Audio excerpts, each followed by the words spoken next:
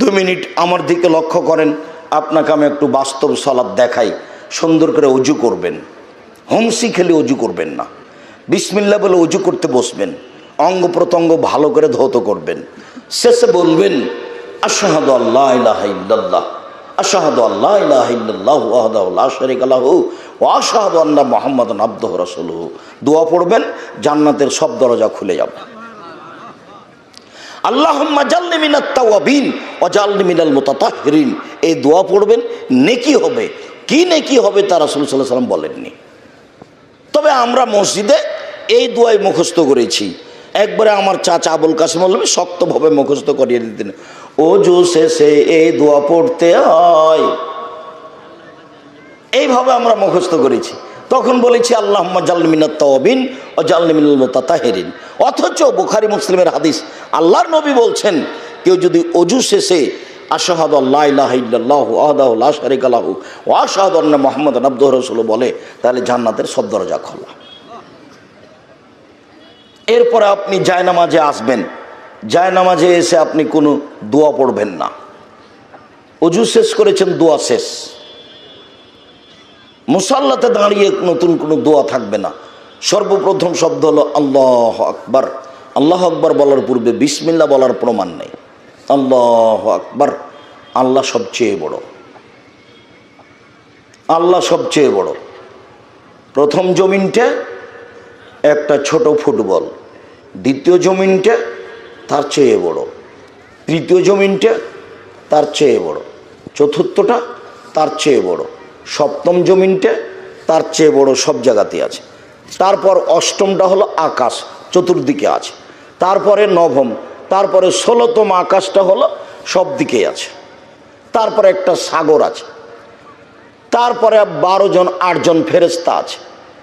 তারপরে ফেরেশতার উপরে আরশটা আছে, আরশের উপরে আল্লাহ আছেন। আরশটা গোটা পৃথিবী সব আকাশকে ঘেরা আছে। তাহলে অষ্টম আকাশের চেয়ে বড় হলো আরশ, আরশের চেয়ে বড় হলেন আল্লাহ। তাহলে আল্লাহ কত বড়! আল্লাহু আকবার, সেটা দিন রাত বলছেন, বুঝতে পারেন না। আল্লাহু আকবার মিন কুল্লি শাইইন, আল্লাহ সব কিছুর চেয়ে বড়। সেখানে যে লিখে দিল আল্লাহ মোহাম্মদ, মোহাম্মদই আল্লাহ। আহলে হাদিসের লোকের মসজিদে লেখা আছে আল্লাহ মোহাম্মদ, মোহাম্মদই আল্লাহ। আচ্ছা, মোহাম্মদ এক জিনিস আর আল্লাহ এক জিনিস, দুটো এক হলো কি করে? মসজিদে সুন্দর করে লেখা আছে। জাহেলিয়াত মসজিদে এভাবে ঢুকেছে। জাহেলিয়াত মসজিদে যে আরো কত ঢুকেছে, বিবাহ শাদিতে, চলাফেরাতে, স্কুলে, কলেজে, বিশ্ববিদ্যালয়ে, মাদ্রাসাতে, মাওলানার কাছে, হাজি গাজির কাছে যে কত জাহেলিয়াত এসেছে তার কোনো হিসাব নাই। সুন্দর করে মসজিদের পশ্চিম দেওয়ালে লিখে রেখেছে মোবাইল ফোন বন্ধ করুন। ও তখন আল্লাহু আকবার বলে বলছে তো মোবাইল ফোন বন্ধ করুন। এই জাহেলিয়াত। লাল বাতি দিয়ে দিয়েছে, লাল বাতি জ্বলে উঠেছে, এখন আর সালাত আদায় করা যাবে না, লাল বাতি। কত সব জাহেলিয়াত। আপনি মসজিদের ভিতরে ওটা কি বলছে, ওই যে সূত্রা, সূত্রা, মসজিদের ভিতরে সূত্রা দিয়ে ভর্তি কাঠ, এটাও জাহেলিয়াত। খালি যদি মসজিদ সংক্রান্ত জাহেলিয়াত দেখেন তো দেখবেন যে একটা ছোট বই হয়ে যাবে। ইবাদতের জায়গাতে লাশকে রেখে একবারে ইমাম আপনার চেয়ারম্যান মেম্বার বক্তব্য মেরে চলে যাচ্ছে, জাহেলিয়াত। সব জায়গাতেই জাহেলিয়াত ঢুকে আছে। সম্মানিত দিনী ভাই বোন, আল্লাহু আকবার, ডান হাতকে বাম হাতের কবজির উপরে রেখে বা বাহুর উপরে রেখে বুকের উপরে রাখবেন। তারপরে সানা, আল্লাহুম্মা বাঈদ বাইনি ওয়া বাইনা খাতায়ায়া কামা বা'আদতা বাইনাল মাশরিক ওয়াল মাগরিব। হে আল্লাহ, তুমি আমার পাপকে অত দূরত্বে রাখো, পূর্ব পশ্চিমকে তুমি যত দূরত্বে রেখেছো। পূর্ব থেকে পশ্চিম লক্ষ হাজারো কিলোমিটার দূরে আছে, তুমি তেমনি আমার থেকে আমার পাপকে এত দূরত্বে রাখো।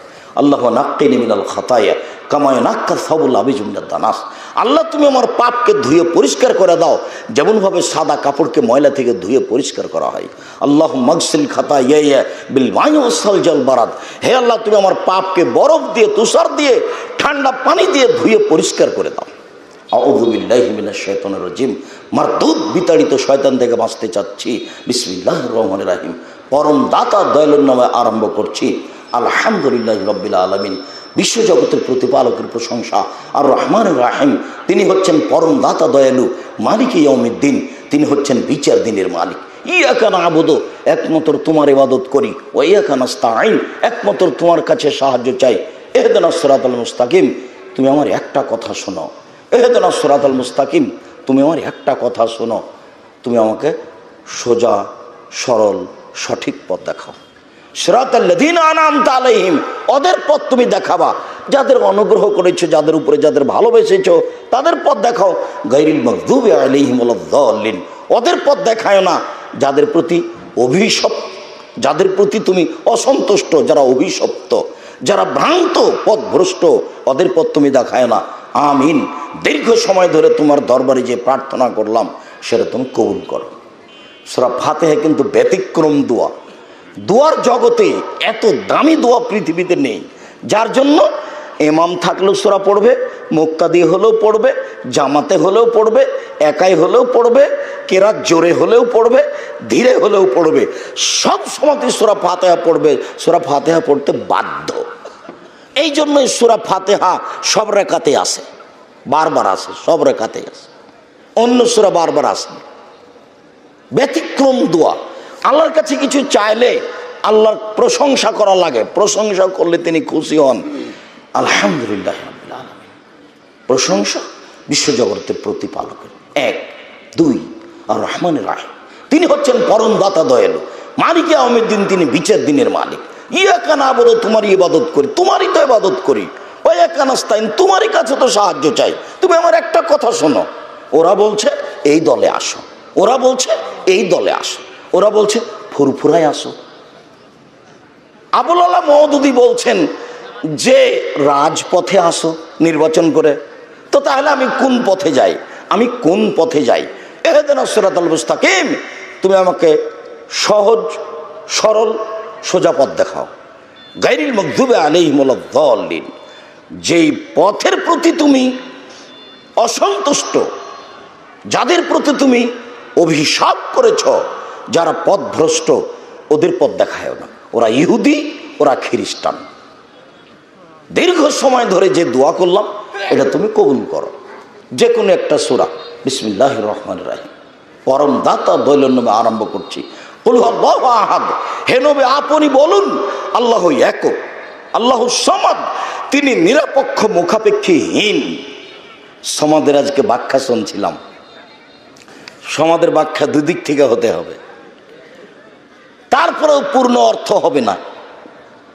আল্লাহ হলেন নিরপেক্ষ মুখাপেক্ষীহীন, তার সাথে আরেকটা করতে হবে, পৃথিবীর সব কিছু কার মুখাপেক্ষী? আল্লাহর। তাহলে একটা মোটামুটি অর্থ করা যাবে, আজকে বুঝতে পারলাম। দুই দিক থেকে অর্থ করলে এটা একটা পূর্ণতায় যেতে পারে। আল্লাহু সামাদ, আল্লাহ নিরপেক্ষ মুখাপেক্ষীহীন। লাম ইয়ালিদ, তিনি কাউকে জন্ম দেননি। ওয়ালাম ইউলাদ, তিনি কারো থেকে জন্ম নেননি। ওয়ালাম ইয়াকুল লাহু কুফুয়ান আহাদ, তার সমকক্ষ কেউ নেই। আল্লাহু আকবার। হাতটি ওইভাবে উঠাবেন, ওই পর্যন্ত যেভাবে উঠিয়েছিলেন। তারপরে আপনি চলেন রুকুতে যাই। রুকুতে গিয়ে হাত দুটি রডের মতো সোজা থাকবে, আঙ্গুলগুলি খোলা খোলা থাকবে, কোমর থেকে সামনের ওজন হাতের উপরে থাকবে, মাথা উঁচুও হবে না, মাথা নিচুও হবে না। একাধিক সহিহ হাদিস, পিঠের লম্বা হাতটা একবারে সোজা হয়ে থাকবে। আপনি বলবেন সুবহান রাব্বিল আযীম। উঁচু আল্লাহর পবিত্রতা বর্ণনা করছি, একবার দুবার নয়, 3 বার 5 বার 10 বার, এক হাদিসও ঠিক নয়, যে যা পারে। আরো অনেক দোয়া আছে, সেগুলো আপনি বলেন। সুবহানাকাল্লাহুম্মা রাব্বানা ওয়া বিহামদিকা আল্লাহুম্মা ইগফিরলি, হে আল্লাহ তোমার প্রশংসা সহকারে পবিত্রতা বর্ণনা করছি, তুমি আমাকে ক্ষমা করো। সুবহুন কুদ্দুসুন রব্বুল মালাইকাতুর রূহ, এই দোয়া আপনি পড়তে পারেন একাধিকবার। তারপরে চলেন সামি আল্লাহু লিমান হামিদা, রব্বানা লাকাল হামদ হামদান কাসীরান তাইয়িবান মুবারাকান ফি। আল্লাহ ওই লোকের প্রশংসা শুনলো যে তার প্রশংসা করলো, খুব তার প্রশংসা, মঙ্গলময় বরকতময় তার প্রশংসা। মিলা সামাওয়াতে, আকাশ পরিমাণ প্রশংসা, মিলাল আরজ, জমিন পরিমাণ প্রশংসা, মিলামা বাইনাহুমা, আকাশ জমিনের মধ্যে যে ফাঁকা রয়েছে এই পরিমাণ প্রশংসা মিলামা শেতামিন শাইন বাদ, তুমি যত চাও তত তোমার প্রশংসা। দাঁড়িয়ে দাঁড়িয়ে বলবেন, একবার ওইভাবে স্টিল দাঁড়িয়ে থাকবেন, হাতটা ছেড়ে দিয়ে, হাত পুনরায় বুকে বাঁধবেন না। আমাদের এই 97 সাল থেকে এ যাবৎ 26 বছর থেকে আমরা যা তদন্ত করেছি, তাতে রুকু থেকে উঠে পুনরায় হাত বুকে বাঁধতে হবে এর প্রমাণ পেশ করতে পারিনি। যারা অরিজিনাল আরবি, তাদের মধ্যে যিনি আলবানী, রাসের উদ্দিন আলবানী রাহিমাহুল্লাহ, পৃথিবীর শ্রেষ্ঠ বিদ্বান, উনি এটাকে নিকৃষ্ট বেদাত বলেছেন, পুনরায় হাত বাঁধা। অনেককে যে দেখছি দেখেন, ওটা একটা ইজতেহাদ, পাওয়া যায় না, এই কথাই ঠিক। আর যেটা বলেছেন যে রুকু থেকে উঠে মানুষ যখন দাঁড়াবে তখন সব জোরকে স্ব স্থানে যেতে হবে। আমি যদি হাত ছেড়ে দিই তাহলে কোনোরই জোরটা স্ব স্থানে যাবে, আর যদি আবার আমি হাত বাঁধি তাহলে জোরের দুইজনের মুখটা ফাঁকা থেকে গেছে। কথা বুঝতে পারেননি? আর যদি ছেড়ে দিই তাহলে দুই জোড়ের মাথা কোথায় চলে গেছে? স্ব স্থানে চলে গেছে। ছেড়েই দিতে হবে, এটাই ঠিক। তারপরে চলেন যাই সিজদায়। সিজদায় যাওয়ার পূর্বে আপনার সাথে জরুরি কয়েকটা কথা। তার একটা হলো এই, হাত দুটি আঙ্গুল জমা করে কানের পাশে রাখবেন, কোনো এভাবে উঠে রাখবেন যাতে করে পেটের নিচ দিয়ে ছাগলের বাচ্চা পার হতে পারে। জরুরি কথা যে সিজদায় যাওয়ার সময়তে গায়ে যে কাপড় চুপড় আছে, চুল, সব কিছুই যায় সিজদায়। যার করে আল্লাহ রাসূল বলছেন যে তোমরা চুলকে জড়িয়ে নিও না, কাপড় জড়িয়ে নিও না। আপনার সলাতের শুরুতেই হাত যদি জড়ানো থাকে তাহলে খুলে দিতে হবে। প্যান্ট পায়জামা উপরের দিকে জড়াতে হবে, নিচের দিকে নয়। নিচের দিকে জড়ানো নিষেধ, কেটে ফেলতে হবে। ওই সময় চুল বাঁধা থাকলে খুলে দেওয়াই ভালো, খোপা বাঁধার চেয়ে। সব কিছুই সিজদায় যায়। যখন আপনি সিজদায় যাবেন, এতদিন যেভাবে যাচ্ছিলেন তার চেয়ে 8-10 আঙ্গুল মাথাটা, কপালটা আগিয়ে রাখবেন যাতে করে পিঠের লম্বা হাড়টা সোজা হয়ে যায়। রাসূল সাল্লাল্লাহু আলাইহি ওয়াসাল্লাম বলছেন, আমাকে 7 হাড়ের উপরে সিজদা করতে বলা হয়েছে, নাক কপাল এক। নাক কপাল দুইটা মিলে একটা, নাকও লেগে থাকবে, কপালও লেগে থাকবে। নাক আগে না কপাল আগে এটা বিবেচনার প্রয়োজন নেই। নাক কপাল দুই মিলে এক। এই 2 হাত এ হলো 3, 2 হাঁটু এ হলো 5, 2 পায়ের বৃদ্ধাঙ্গুল এ হলো 7। এই 7টা অঙ্গের উপরে সিজদা করতে হবে। জরুরি যে সিজদা করে আপনি গাও চুলকাবেন না। সিজদা অবস্থায় যদি গাও চুলকান, হাত উঠান, তাহলে এবার কয়টা মাটিতে লেগে আছে? 6টা। যদি এক পা দিয়ে আর এক পা চুলকান তাহলে 6টা। একটাও করা যাবে না, এখন করলে পরে করতে হবে। আপনি সিজদা বলবেন সুবহান রাব্বিয়াল আলা, উঁচু আল্লাহর পবিত্রতা বর্ণনা করছি। আরও যত দোয়া আপনার মুখস্থ আছে, হাদিসের দোয়া আপনি বলার চেষ্টা করেন। সিজদায় দোয়া কবুল হয়, বলতে থাকেন। উঠে আসেন, আল্লাহুম্মা গফিরলি ওয়ারহামনি ওয়াহদিনি ওয়াফিনি ওয়ারযুকনি। আল্লাহ তুমি আমাকে হেদায়েত দাও, আল্লাহ তুমি আমার প্রতি দয়া করো, আল্লাহ তুমি আমাকে খেতে দাও, আল্লাহ তুমি আমাকে ক্ষমা করো। 2 সিজদার মাঝে অনেক দোয়া আছে, তার আর একটা আছে রব্বিক ফিরলি, আল্লাহ তুমি আমাকে ক্ষমা করো, আল্লাহ তুমি আমাকে ক্ষমা করো, একাধিকবার। আবার সিজদায় যান, সিজদায় এভাবে থেকে যান।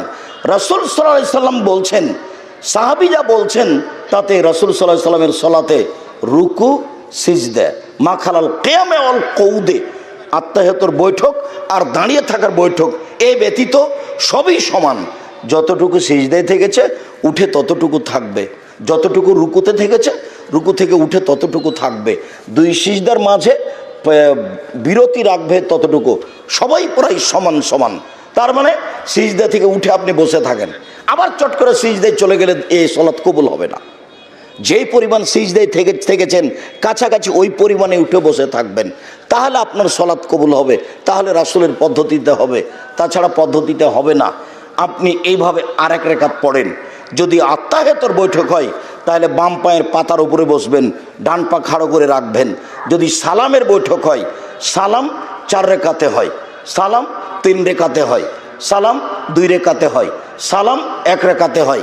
সালামের বৈঠকেই নিতম্বের উপরে বসবেন।